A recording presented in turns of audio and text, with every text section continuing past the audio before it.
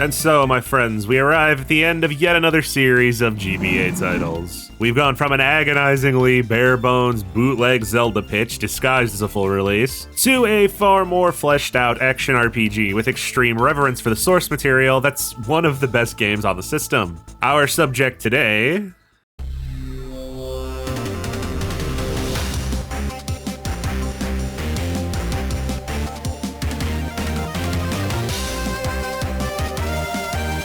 No, I don't know why it's not called Legacy of Goku 3, don't ask.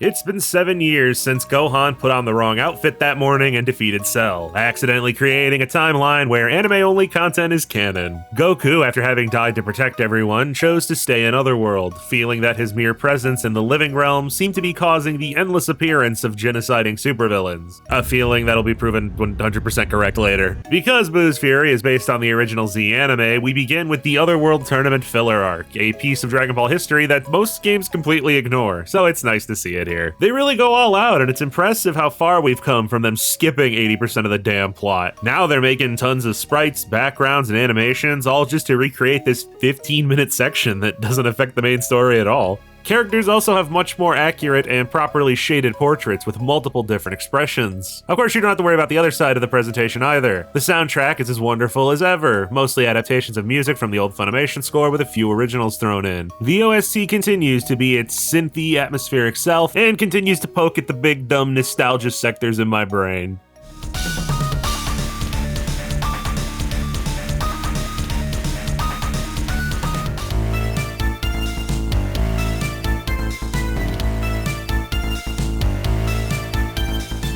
While training in Otherworld, Goku is invited by the long-dead Greek-inspired hero Olibu to participate in a little battle royale to test his strength, which sounds like an excellent transition into the gameplay changes. Goku now starts off at level 60, which checks out as the last game's level cap was 50, and it's been bumped all the way up to 200 this time. Like everyone else in Boo's Fury, he starts with his 2 attack skills, rather than having to unlock them, which is no problem as I see it. We don't need to wait 3 hours for Goku to learn a Kamehameha from King Kai again. The unlock system is replaced, however, by the skills themselves transforming into more powerful versions when you hit certain character levels. Sad to say for Goku himself, the Spirit Bomb Uber Blast was replaced with Instant Transmission. Not particularly useful in battles, as all it can do is warp you to a nearby enemy and punch them a single time. Ironically, given its name, this animation is so slow that the enemy will often just move out of the way before the attack hits. But it can be used to nab out of reach items, which also seems silly because the characters can all fly, but I don't want that dog shit flying system anywhere near me ever again. So I'll stick with the finger warp, thank you.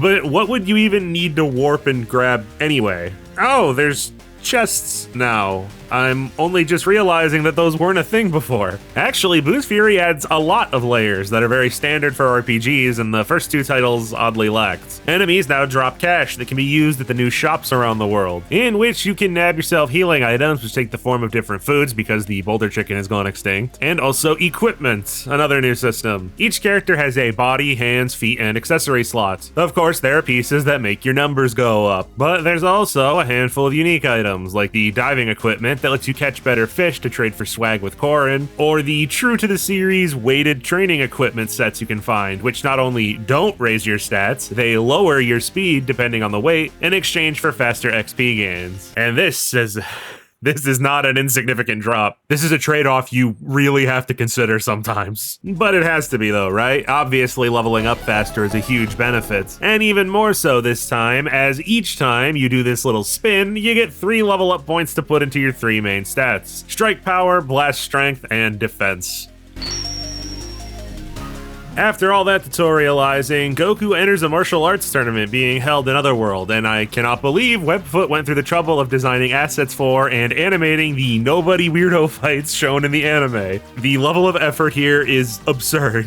We face off against Pikkon, who's a powerful combatant and Sam's Choice brand Piccolo from another quadrant of the universe. As for the battle itself, I had previously explained in Legacy of Goku 2 how characters bounce off of solid objects to prevent infinite combos. Well, they didn't code that into the game this time, so this fight is already over before I even finish telling you what the problem was. In exchange for the rebound mechanic being chopped, Webfoot added directional guarding for both yourself and the enemies. Blocking mitigates the majority of damage on either end, as long as you're facing the damage source. So the game uses it as the new way to make you let off pressure and prevent you from just burying every opponent into a wall every time. You can also energy guard by holding B, which consumes ki for an even stronger block, but you won't ever use this because the regular defend already cuts received damage by like 90%.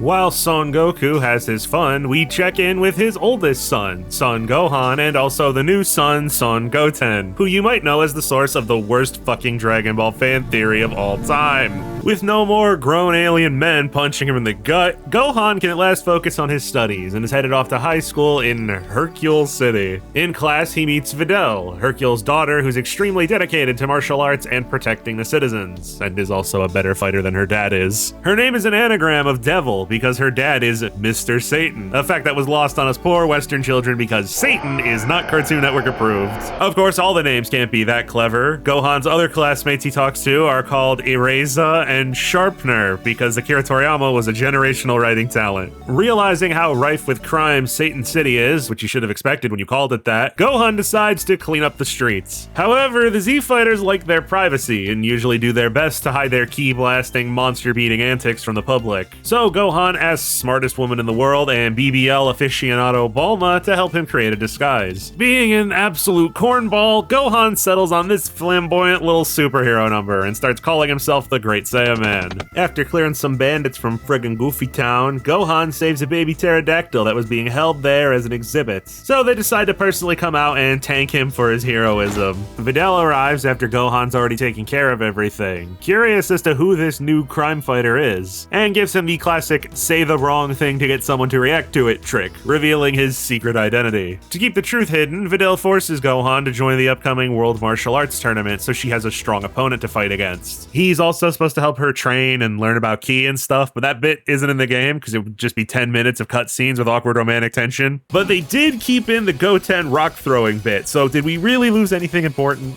Having overheard this news of another Tenkaichi Budokai, Goku pipes up from the land of the deceased for the first time in 7 years. Because of his past actions, Goku is allowed a single day back on Earth in order to see his friends and participate in the event with everyone. Vegeta catches wind of this, and while he had been quite slowly starting to accept his life as a family man, the news of Kakarot returning brings back his bitter, prideful grudge against the one who surpassed him. Also, we get to see Trunks, Kid Trunks that is, the one who's grown up in the main timeline. We unlock him for play here, before Vegeta, actually, and his moves are ridiculous. He keeps the burning attack to stun enemies, a stun which is overpowered as it's been since the first game, but for his beam-type super, Webfoot gave him the completely original Flame Kamehameha. I get the theory here, burning attack, fire, but this is straight up a flamethrower. You can even steer it manually, and unlike the classic Kamehameha, it doesn't stop when it hits an enemy, so have fun burning entire populations alive. Alright guys, I know I usually cover the whole plot of games I talk about in these videos for a variety of reasons, but the Buu saga is very long and very dialogue heavy, especially in the first half. If I don't start skimming through story beats, we'll be spending a half hour on just recapping one of the most widely known series of all time. There's really no reason for that. Let it be said that even if I'm skipping stuff, it's all still there. I cannot stress enough that this really does do a good job of recapping the entire saga for anyone who wouldn't have experienced the whole thing at the time. I've talked about it in previous videos. It was either very expensive or impossible to watch episodes on demand back then, so experiencing the story through the games was the primary method for a lot of us. Goku returns and everyone qualifies for the World Tournament. Trunks and Goten join the Junior Division, leaving me to reduce an entire army of children to ash. And I almost feel bad about it. Piccolo's match doesn't go as smooth. His opponent, Shin, reveals himself to be the Supreme Kai, the, at the time, highest authority in the universe. He's tight-lipped about what he's doing here and insists the gang just watch it all play out. It just sucks that watching it all play out entails seeing this chibi, brightly colored Game Boy video game have to adapt the single most uncomfortable moment in the franchise, where an 8-foot-tall magic-boosted muscle man mercilessly beats a teenage girl while she screams for 5 minutes. Gohan runs back to check on Videl after the match, and then hurries off to get her a Senzu Bean. And with this objective, the neurons of several 130-year-olds who spent their childhood on GameSpot looking at cheat codes and Dragon Ball AMVs have just been activated. As expected, you go to Korin's tower to get a Senzu Bean for Videl. And here's where the good shit starts kicking in. Senzu Beans are a normal consumable outside of this quest, and therefore aren't coded as a quest object. It's just stored in your inventory like a regular healing item. So, what happens if you eat it? Well, nothing at first, it's just a Senzu Bean. It fully restores your HP and ki. When you return to the arena, the game proceeds as expected. Until you check your inventory.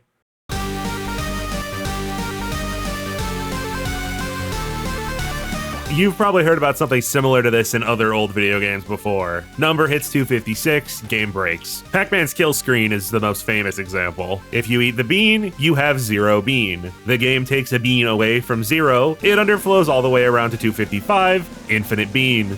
Gohan ends up facing Kibito, the Supreme Kai's attendants, but there's no fighting happening here. Instead, Kibito convinces Gohan to power up as much as he can, attracting the attention of Spopovich and Yamu, two huge meatheads with M's on their faces. They grab Gohan and drain his energy before retreating back to their master. Shin tells Goku and the others that they used Gohan as bait to draw out their targets and then tail them back to their leader, a little green wizard gremlin named Babidi, who's trying to resurrect the ancient demon Majin Buu. The good guys insist on going to help out, except Vegeta, who is not on board. He only joined the tournament to fight Goku, and they don't exactly have a lot of time before old Kakarot has to go back to being dead. Goku promises to fight him at some point, and Vegeta angrily tags along to make sure this is over quick.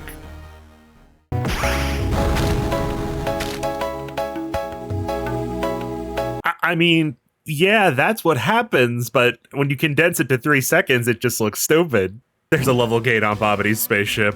As good as this game is, the level gates are bad this time around. I remembered them being annoying when I was going through LOG2, but was surprised that they weren't that pace-breaking. It turns out I was remembering Boo's Fury instead. Every major area gets an XP barrier, and even if you're looking for all the extras and fighting every enemy you find, you won't even be close to these things naturally. For the first 60 to 70% of the game, it isn't that bad, but around the last third, they really get out of control.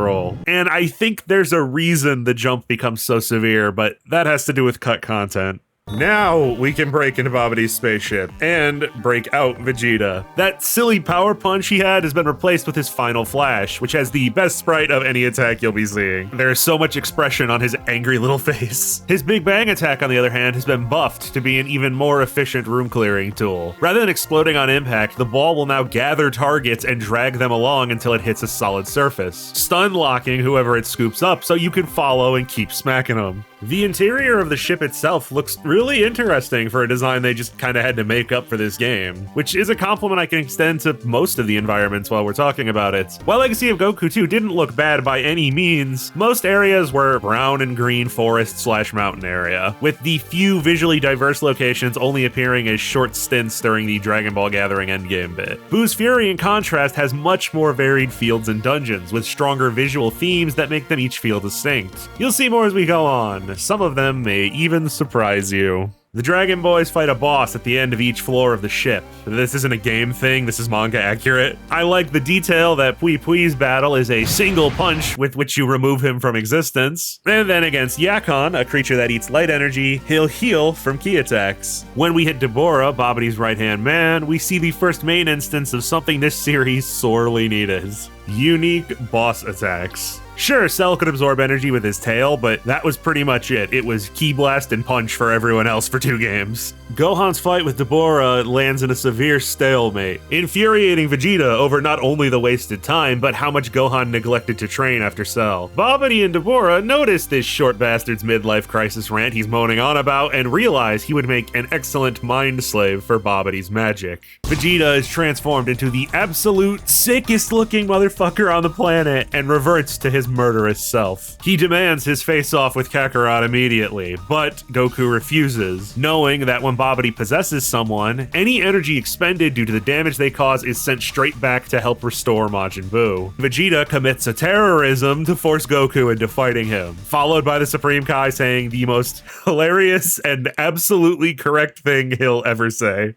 The 2 Saiyans fly off to battle, while Gohan and Shin try to stop Buu's awakening. I had hoped to tell you anything about squaring off with Majin Vegeta, but he just kept running away. Obviously, I can't see into the code, but occasionally it seems like the enemy AI will break and just lose all of its aggro, constantly retreating from you forever. When we finally catch him, Goku has had enough with Vegeta's bullshit, calling him out for letting himself be manipulated on purpose. And eventually Vegeta fully breaks down and realizes that being an evil killing machine again isn't what he desires anymore. So he rocks Goku's shit while the 2 are reconciling and leaves to take responsibility for his mistake. I promise it's paced a lot better in the show. Meanwhile, Gohan and the Supreme Kai are having a bad day. Majin Buu is reborn despite their efforts, and yeah, that's what he looks like.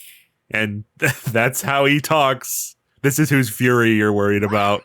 Buu's Fury is a relatively easy game, certainly much easier than LOG2. That being said, Buu is the first boss who could actually feasibly kill you. He's not only simply larger and has more range than you do, he can combo you pretty easily if he's feeling aggressive, and he has his Candy Beam, which will turn you into a little bouncing jawbreaker. If he catches you, he'll chow down and siphon away your HP for a few seconds. Gohan gets blown away, and even Vegeta realizes he's no match for this thing. There's nothing he can put out that will take Buu down for good. He's simply too durable. So, Vegeta completes his series-long character arc in my favorite moment in all of anime history.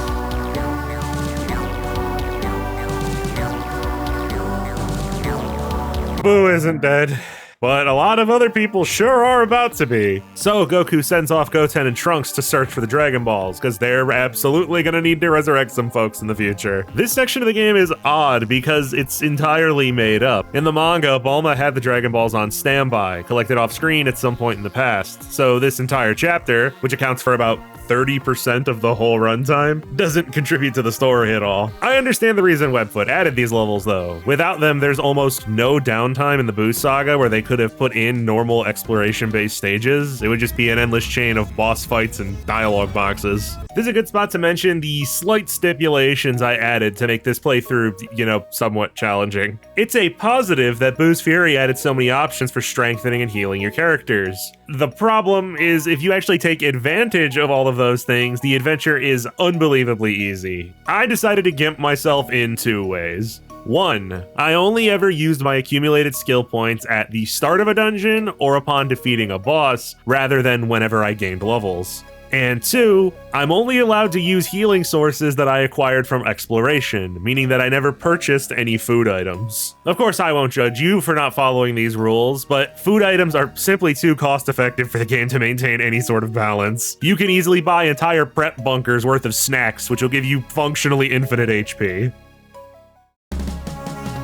Time to follow around the Dragon Radar and see where those mythical orange balls are hiding. First up, I found this pirate airship, an odd little set piece for sure, made mostly of narrow walkways where you have to escape a self-destruct sequence after stealing the Dragon Ball. And while I'm talking about balls, this level introduces the worst enemy type in the game. And because of all these catwalks, they put them in the worst possible stage. These sphere guys can reach just a little too far. They guard far more frequently than other enemies. And can turn himself into an invincible sphere. You can keep it away from you with a beam super, but that's all it does. Keep it away.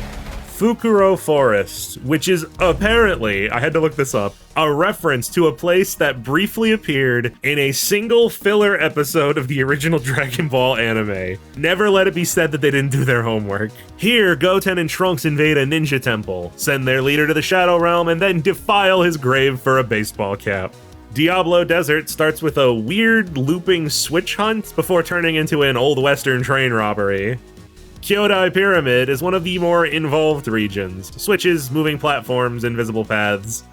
One of the cooler reference locations is the remnants of Pilaf's castle after Kid Goku wrecked the place. Filled with crumbling walls you can break to take alternate paths, and also vampires. I can't explain this one. Then we have a thieves' den off the coast, which requires a bandana to get in, because how else would you prove how immoral and steely you are? You can get the bandana as a drop from one of the airships or submarines that are just wandering randomly around the world. These are all over the place, and usually have a few goons to smack, but sometimes they have items and cash as well, so it's worth checking them out. Alright, you can get the previous Dragon Balls in almost any order, but this final one will only appear once you have the other 6, because this one is special. The boys fly to Natade Village and find the 7th Dragon Ball in possession of the village priest. Recognize this guy? Let's go take care of this monster that he and everyone is so— Oh, god damn it.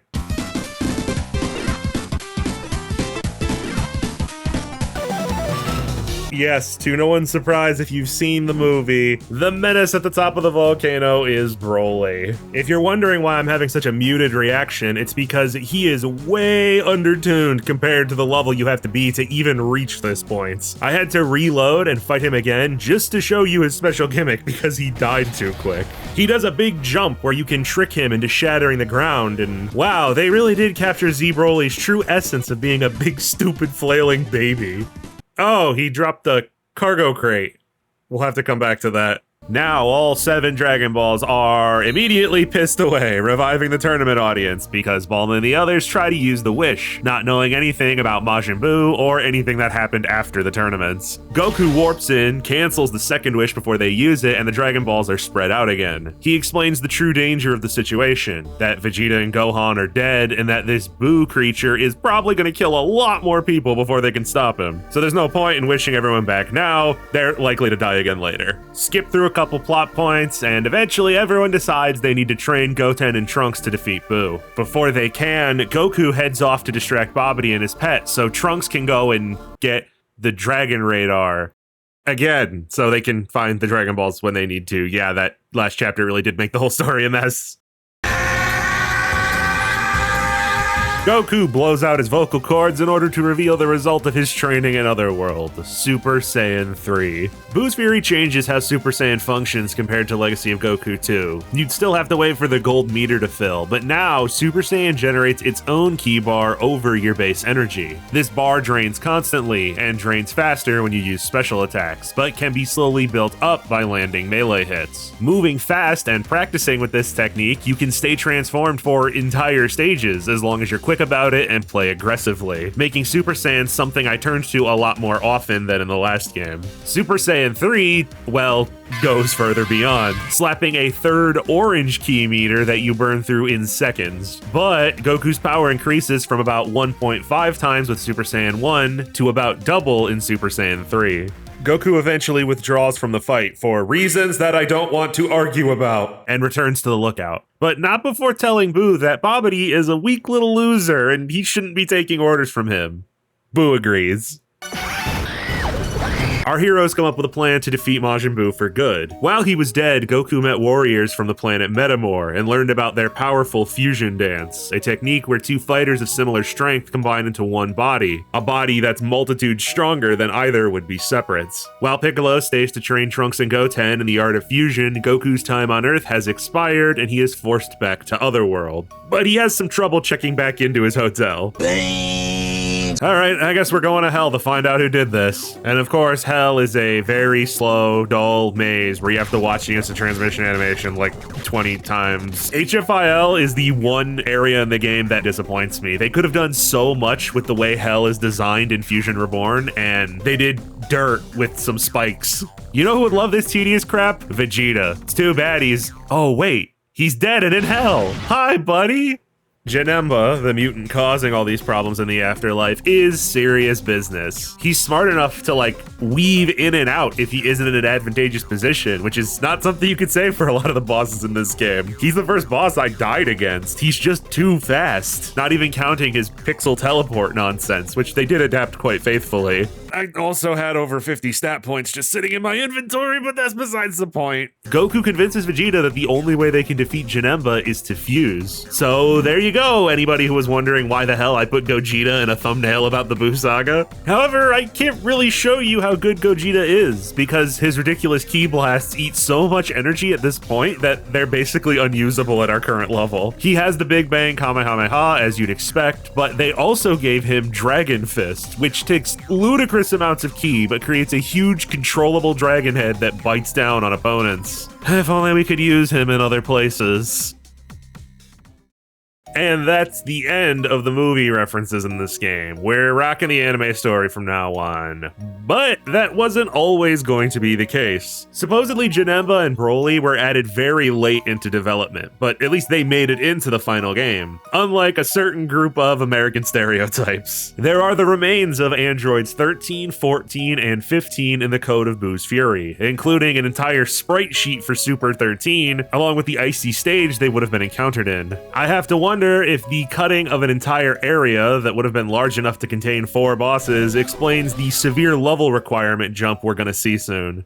With the Hell crisis resolved, Goku asks the freed King Yama if Gohan has been to the check-in, and it turns out he hasn't, meaning Gohan did survive his fight against Buu. A crazy amount of cutscenes comes our way, like 20 minutes worth. Gohan was rescued from death and brought to the Supreme Kai's planet, where he's been honing his skills to beat Buu. Goku shows up, breaks the legendary sword Gohan's been training with, and an old man who seemingly exists solely to have all of his statements retconned falls out. He shows the group a secret smooth groove that will power up Gohan significantly, but it takes time to be this funky fresh. Back on the lookout, Goten and Trunks are shoved into the hyperbolic time chamber to get as much practice as possible, while Mr. Satan accidentally befriends Buu through a charming but ultimately unimportant at the moment series of mishaps. A dog gets shot, Hercule gets shot, and Buu becomes so furious that all the evil inside him becomes a separate entity that eats him. There's at least one person right now who's only watching because they like my videos and knows nothing about Dragon Ball that is having a stroke right now. Majin Buu becomes Super Buu, a much less gentle and jolly death demon than the tubby one. He heads to the lookout to find a strong warrior to challenge, so Piccolo reluctantly leads him to the time chamber.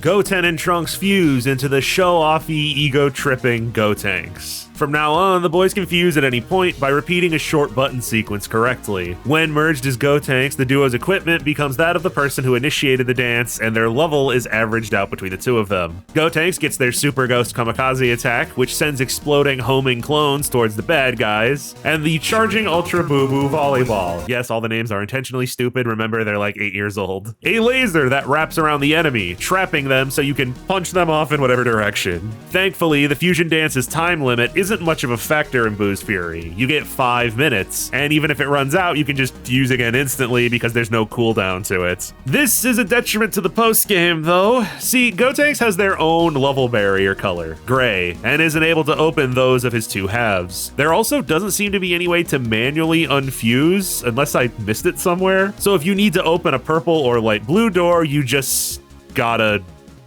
wait.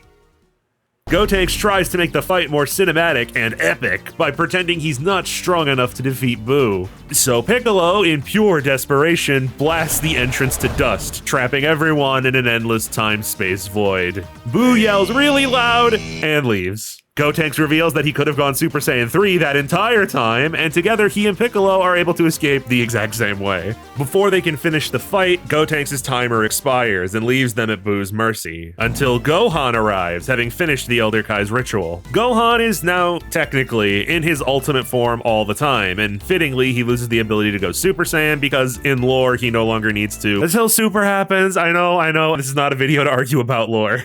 The point is, in gameplay, it means he can't benefit from the rechargeable extra key meter that the form usually bestows. We can't rush straight to saving the others yet, though, because the worst level gate in the game blocks our path. Level 140. At this point, you haven't played as Gohan for hours, and while he does get a hefty dose of XP from his Elder Kai unlock, you'll still be about 30 levels short. The worst part of this is, if you know your Dragon Ball lore, Gohan is about to lose a single fight and then never show up again, so we're grinding to immediately get ticked over. Back to fighting Boo, where the team is outsmarted by the guy Gohan just called a fucking idiot 5 minutes prior. With Piccolo and Gotenks absorbed, the old Kai gives up his life so Goku can return to Earth and try to assist. He also gives him a pair of Potara earrings, an accessory worn by the Kais that can fuse two people together if they wear them on opposite ears. A fusion he says is even more powerful than the Metamoran way. Shove your power scaling discourse up your ass. I do not care if one form of fusion is technically stronger than the other. Goku tries to fuse with Gohan when the man who has faster than light reaction speed somehow misses an object being plainly tossed straight to him. Well, Monkey Boy's screwed now, until he senses a familiar energy nearby. King Yama has allowed Vegeta to temporarily return to the living world in order to help stop Majin Buu before he kills literally everyone and makes Emma's job a nightmare. Another 140 door. Ugh. With Buu having absorbed Gohan as well, Goku manages to convince Vegeta, again, that they are 100% ultra boned if he doesn't agree to fuse. And after some arguing, we finally get to play as Vegito. For 10 seconds. I said hell was the worst area, but this is the worst part of the whole game. He's got the scatter finger shot and this really cool skill with the spirit sword where you can control him as he slices all around, and it just doesn't matter because he's only playable here against an incredibly easy opponent. Because of the game's rush development, I imagine he was cut like many other things, and there likely was some planned way to unlock Vegito permanently. But as it stands, you only get this one small section. Having sufficiently rage-baited Buuhan, Vegito allows himself to be absorbed so he can rescue his sons and Piccolo. And inside Buu is disgusting, even on Game Boy Advance. These little green germs that stick to you, the pulsing, it just, ugh. I don't do good with like insides and veins and stuff like that. Goku and Vegeta are able to free the unconscious bodies of the others who have been absorbed, but then they find something they don't know what to make of. Majin Buu, the fat one who was eaten by his evil half earlier. Super Buu interprojects himself and loses his marbles, begging the Saiyans to not touch that pod. So,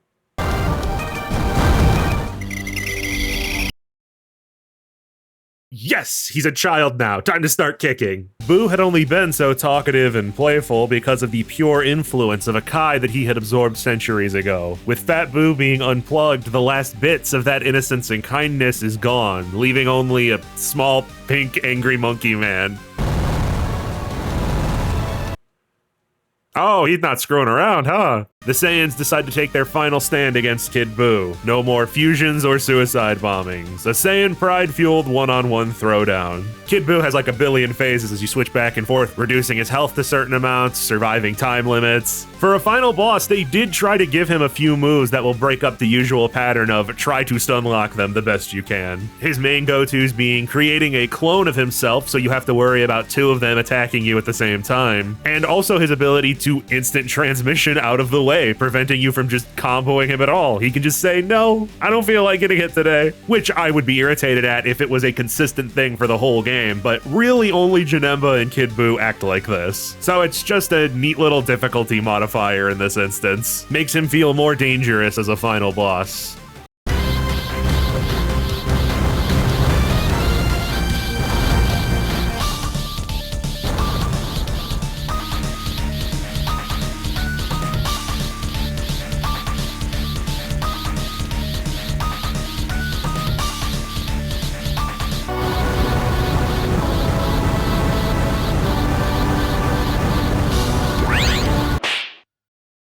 And just like in Legacy of Goku 2, we get popped back out into the world before watching the epilogue. While Boo's Fury does have a decent amount of post-game content, there are no extra bosses or any more story stuff to be found. The main thing that Boo's Fury does do, it does much better than the last game. That being, occasionally scaling the enemies around the world as the game goes on, so you don't spend the entire post-game one-shotting everyone and can level up more optimally. Even though, thank God, you do not have to hit the level cap this time. Once you defeat Kid Buu, most level barriers will respawn with new characters and higher requirements. A swell idea, until you realize that there are hidden layers to this system. The doors reappear in a very particular order. Opening certain level gates will cause other gates to spawn in other previously visited areas. And that's frustrating because some collectibles only show up if you're in the highest tier version of that area.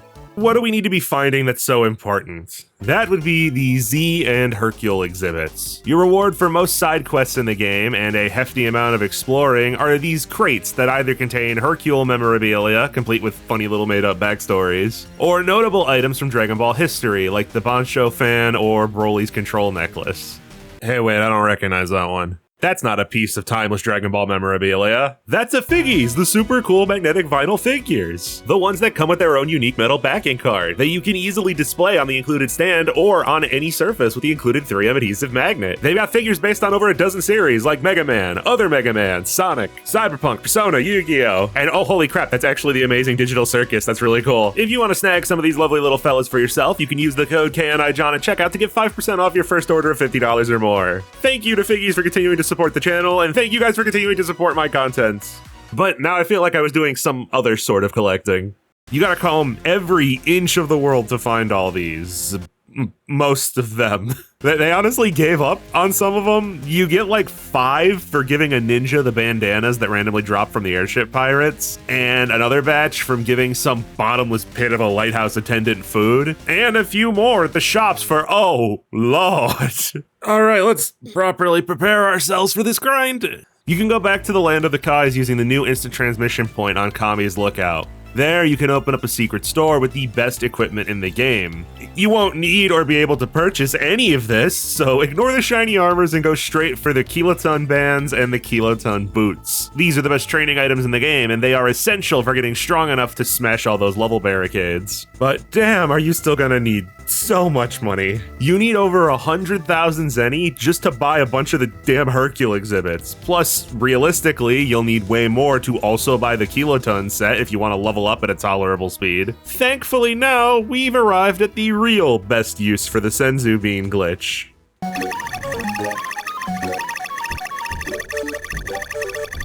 Senzu beans sell for a decent return, and when you've got 255 of them, the money comes pouring in. What's your reward for going through all the trouble to collect every exhibit in Boo's Fury?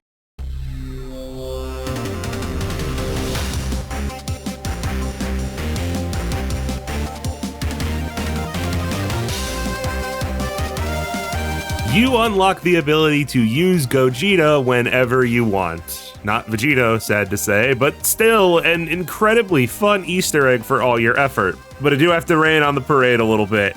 There's nothing to do with Gogeta. All the post-game content is about collecting the exhibits. By the time you get access to the fusion command, you'll have done everything the game has to do, and are too OP for anything to pose any threats. I have to think that there was originally some special boss-like cooler planned that was just cut for time purposes. Maybe that's what Android 13 was originally used for, I'm not sure. But in the final game, yeah, Gogeta goes into that category of super cool 100% reward that you can't actually do anything with. And on that slightly depressing note, we complete Boo's Fury and the Legacy of Goku trilogy as a whole. This was a great follow-up to the previous game and a great action RPG all around. You can feel the time crunch Webfoot was under with a lot of glitches and strange visual bugs you can encounter that I didn't really focus on, but the presentation and gameplay additions make up for all of those problems and make them feel much less significant. I can only hope that after this game, Webfoot got more time and resources to... What?